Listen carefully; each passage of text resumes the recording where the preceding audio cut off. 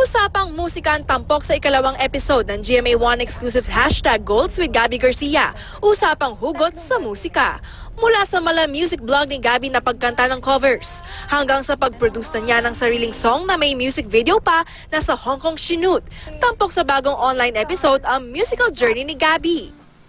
Hindi lang sa musical side ng kanyang career, goal ni Gabby na maging mas masipag at mas focused this 2018.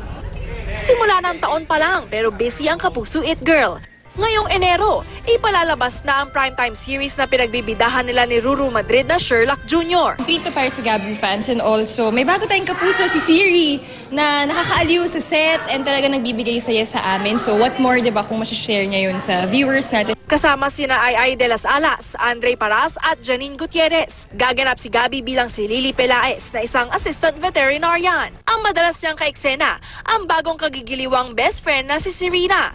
Bilang paghahanda rin sa Sherlock Jr., sumalang pa sa familiarity workshop sina Gabby at Ruru Madrid. I'm really fond of dogs, of pets, kaya exciting siya sa akin actually yung role, and also challenging kasi kailangan facts yung sinasabi mo about being a vet. Maliban sa reunion ng Gabru Love Team ang Sherlock Jr., dapat abangan ang kakaibang twist na mangyayari sa istorya.